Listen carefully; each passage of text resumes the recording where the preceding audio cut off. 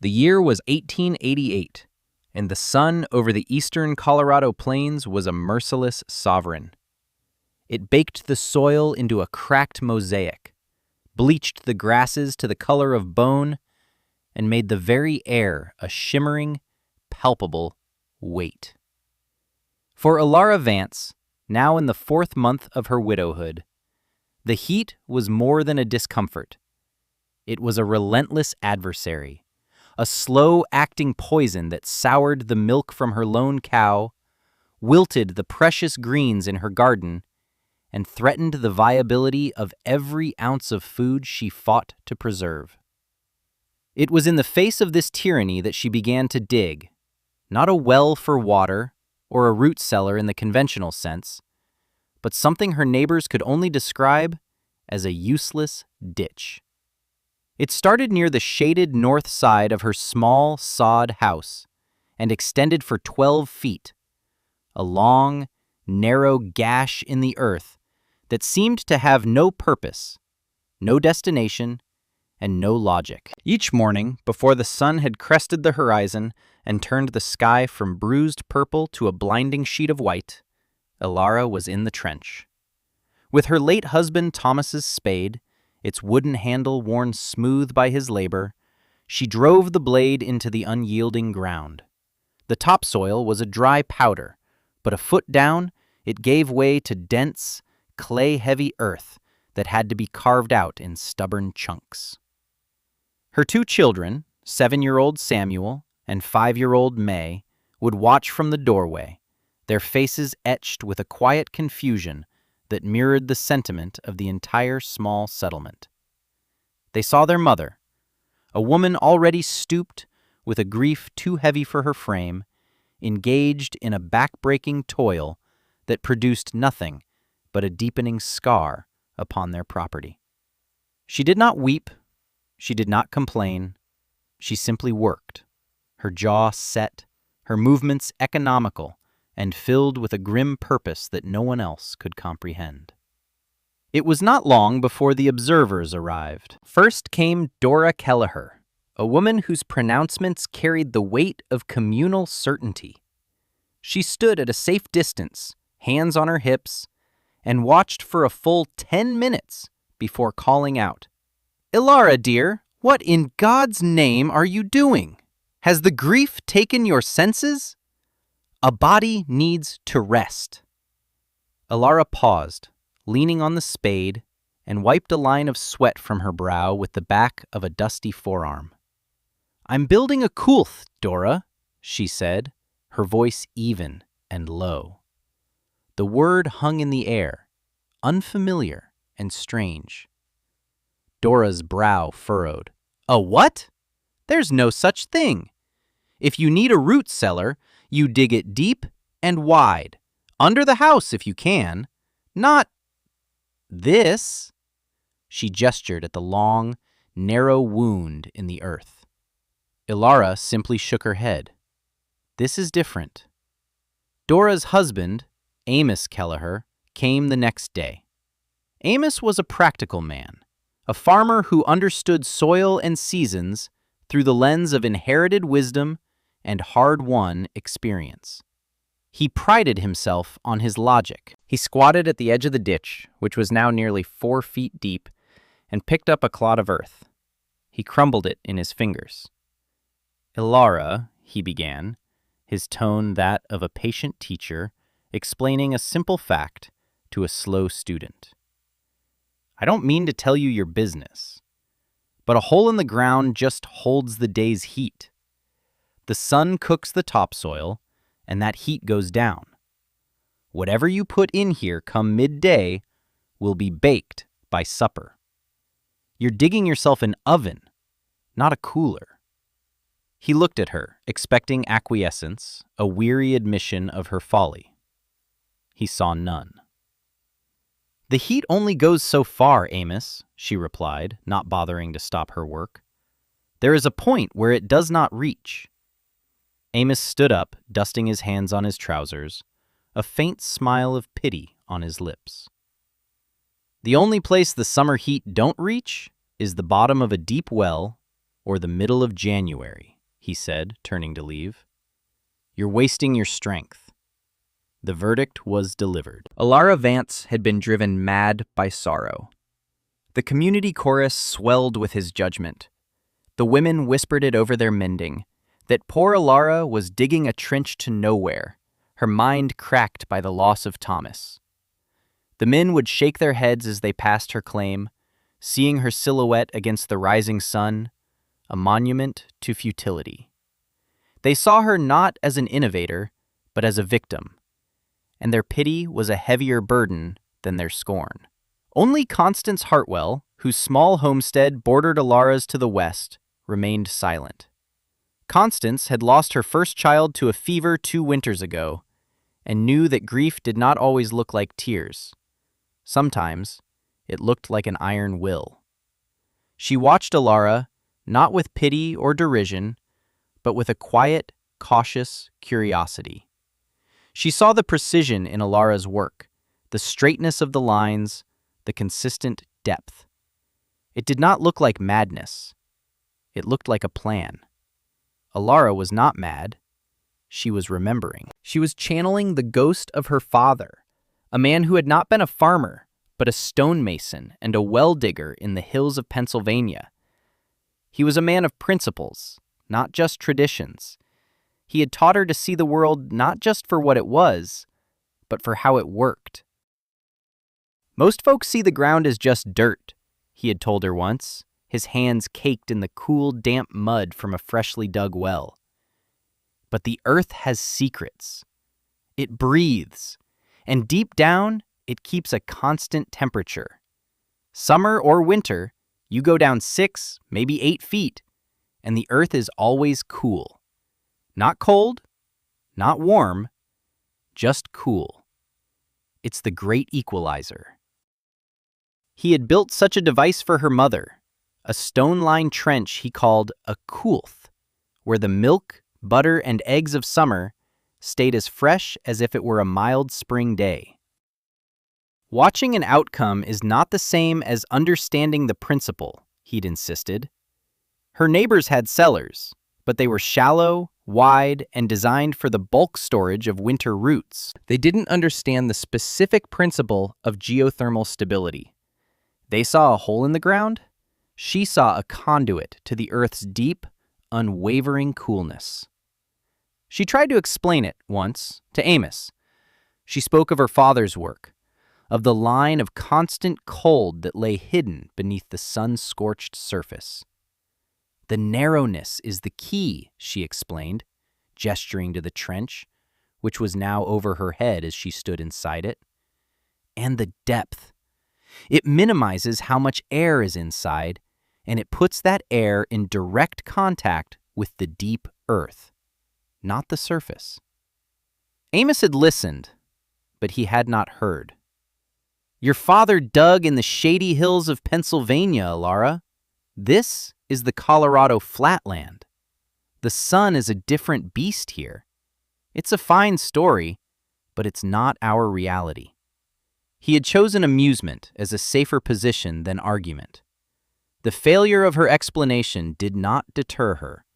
It solidified her resolve. She knew she was right, and the tangible experience of proving it, of feeling that cool air and tasting that fresh milk, was a promise she made to herself in the lonely hours of her labor. By the end of the second week, the ditch was complete. It was a perfect rectangle, 12 feet long, 3 feet wide, and a full 7 feet deep.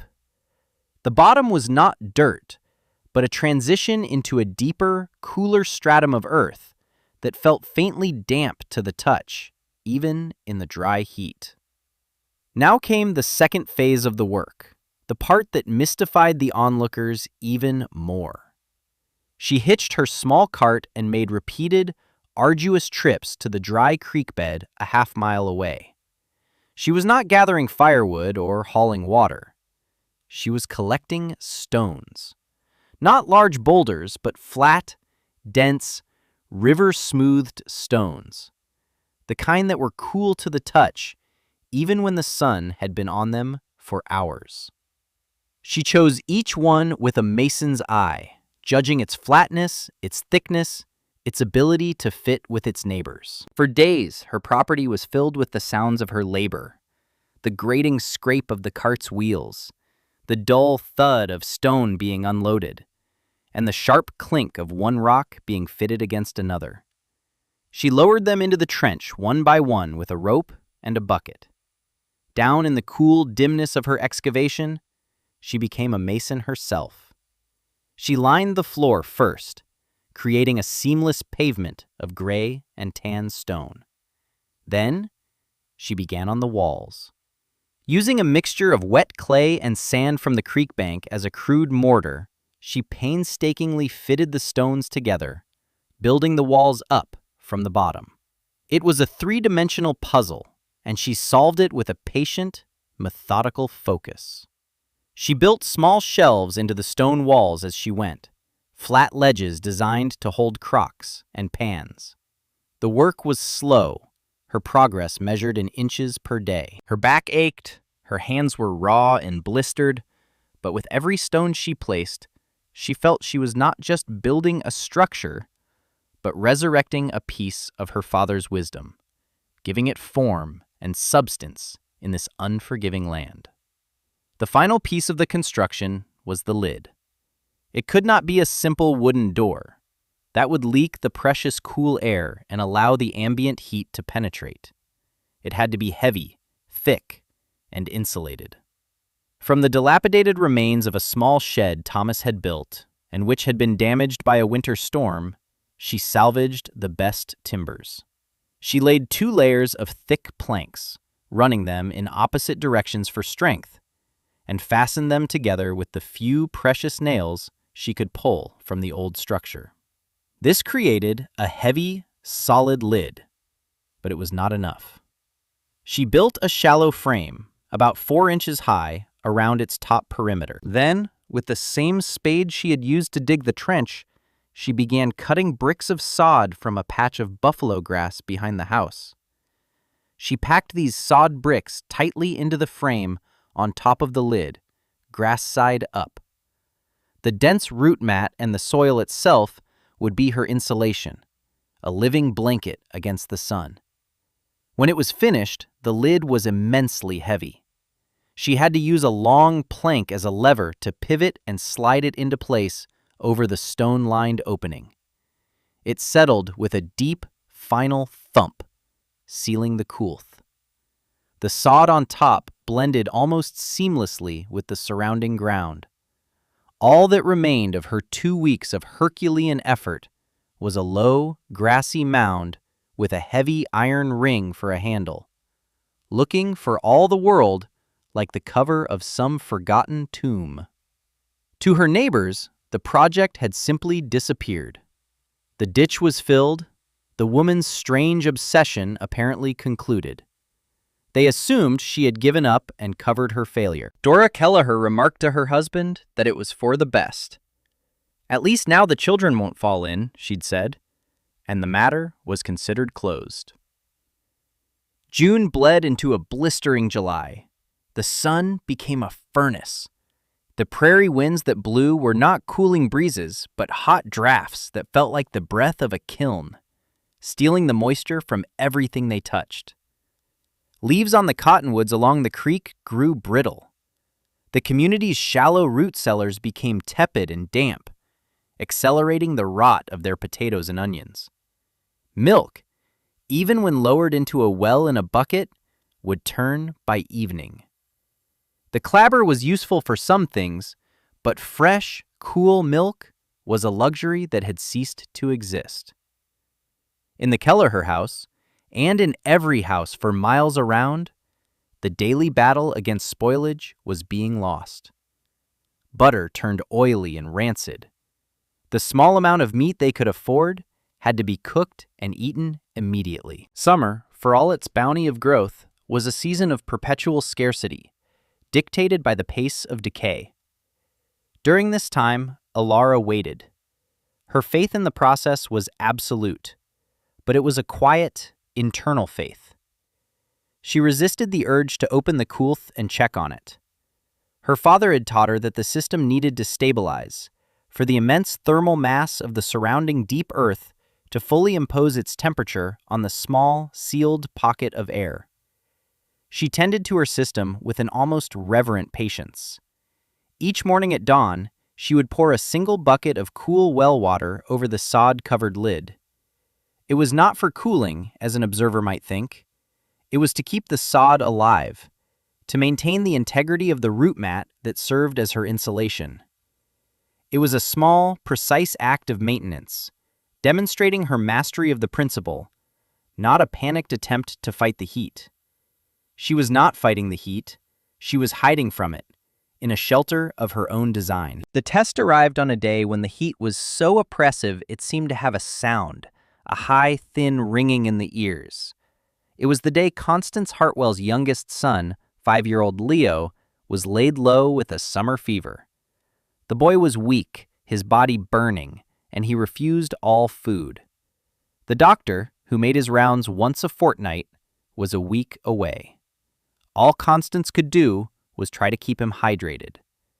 But the water from their well was lukewarm, and the milk from their cow had soured. The boy would turn his head away, his little body rejecting the tepid, unappetizing liquids. Constance was growing desperate. She remembered Ilara's strange project, the quiet confidence with which she had worked. With nothing to lose, she walked over to Ilara's sod house, her face a mask of worry. "Ilara," she said, her voice trembling slightly, "Leo is sick. He won't take a thing. The milk is turned and I don't know what to do." She paused, her gaze drifting towards the low, grassy mound near the house. Your cellar. Is there anything in it? Is it cool?" Ilara looked at Constance's exhausted face and saw a mirror of the desperation she herself had felt. Without a word, she nodded. This was the moment. She walked to the mound, grasped the heavy iron ring, and with a deep breath, pulled. The lid was heavy, but it slid smoothly on the stone lip she had so carefully leveled. As it opened, a soft puff of air escaped, and Constance, standing several feet away, gasped. The air that touched her face was not the stagnant, musty air of a cellar. It was cool, clean, and carried the faint, pleasant scent of damp stone and earth, like a natural spring. Ilara descended the stone steps she had carved into one end of the trench. The transition was immediate and profound. The oppressive 100-degree heat of the July day vanished, replaced by a steady, unwavering coolness that felt like a morning in late September. It was silent, still, and calm. On one of the stone shelves sat a ceramic crock. She lifted its lid. Inside was a pale yellow pat of butter, firm and solid. On another shelf, a head of lettuce she had harvested a week ago was still crisp, its leaves holding their shape, beaded with cool condensation. And on the lowest, coolest shelf sat a tall glass jar of milk from that morning's milking. She dipped a finger into it. It was cold. Not ice cold, but deeply, refreshingly cool, the way milk was meant to be. She took a small taste. It was sweet, fresh, without the slightest hint of souring. The sensory proof was absolute. It worked. It had worked perfectly. For a moment, she closed her eyes, and it was not the success she felt, but the presence of her father, his quiet voice echoing in the cool darkness. "The earth keeps its promises, Ellie. You just have to know how to ask." She filled a small pitcher with the cool milk and took a few of the crisp lettuce leaves. She wrapped the firm butter in its cloth. When she emerged from the coolth into the staggering heat of the afternoon, the contrast was dizzying. She handed the pitcher to Constance. "Give him this," she said simply. "See if he'll take it." Constance held the pitcher, her hand recoiling slightly from its cold surface, She looked from the pitcher to Alara's calm face and then to the dark opening in the ground. Her expression was one of dawning, unadulterated awe. She rushed back to her home without another word. An hour later, she returned, her eyes filled with tears, but this time they were tears of relief. "He drank it all," she whispered. "He drank the whole cup and asked for more." "Alara, how?" Word of Leo Hartwell's recovery and the miracle of the cold milk that had aided it traveled with the speed of a prairie fire. It was a story too tangible to be dismissed as fanciful grief. That evening, as the sun began its descent and the land exhaled a day's worth of stored heat, Amos Kelleher walked over. He did not bring his wife. He came alone, his face unreadable. He did not apologize or ask questions. He just said, his voice low, "Constance says you have a cold cellar." It was not a question. Alara nodded and led him to the open coulth. Amos stood at the edge, his skepticism a visible armor around him. He peered down into the stone-lined darkness. He could feel it from where he stood. A gentle, persistent exhalation of cool air rising to meet the oppressive heat of the evening. It was undeniable. He descended the steps slowly, like a man entering a church. He ran his hand along the stone wall. It was cold to the touch. He saw the remaining milk, the vegetables, the butter. He saw an order and a freshness that defied the season, that defied everything he thought he knew about the land. He stayed down there for a long time, in the quiet and the cool, the principles of his entire life being silently dismantled by the simple, profound reality of the place. When he finally ascended, his face was different. The certainty was gone, replaced by a humble confusion. He looked at Alara, who was waiting patiently, her expression neutral. "I was wrong," he said. The words were plain, unadorned, and for that, they carried an immense weight. "I have never felt anything like it. How?" And so, in the gathering twilight, with the chorus of cicadas beginning their nightly drone, Alara explained it again. She spoke of her father, the mason. She spoke of the earth's stable temperature, the line of constant cold that lay 7 feet below the sun-baked soil. She explained why the trench was long and narrow, to maximize contact with the cold earth walls and minimize the volume of air that needed to be cooled. She explained the stone lining, a thermal battery that absorbed and held the deep earth's temperature. She explained the insulated sod lid, a barrier to keep the surface heat out. This time, Amos listened. He did not just hear the words, he understood the principles, because he had just felt their effect. He had stood inside the proof. The next day, he returned with 2 other men from the settlement. They came not to mock or to pity, but to learn. Alara took them down into the coulth, showing them the construction, explaining the choice of materials, answering their questions with the simple clarity of someone who possessed a deep and practical knowledge. She held nothing back. She shared the gift her father had given her, freely and completely. Within a week, another trench was being dug near the Kelleher homestead, this time with 3 men sharing the labor. They followed Alara's design with the devotion of converts, asking her advice on the depth, the choice of stones, the construction of the lid. The useless ditch was no longer Alara's folly. It was a blueprint for survival. By the time the first snows of that winter fell, 3 more coulths, as they were now universally known, had been built in the settlement. They transformed life. The brutal, hungry gap of late summer, when food spoiled faster than it could be eaten, was bridged. Families could now store milk, butter, cheese, and even meat for days at a time, granting them a security and a quality of life they had never before known in the hot months. Ilara Vance was no longer the poor, grieving widow.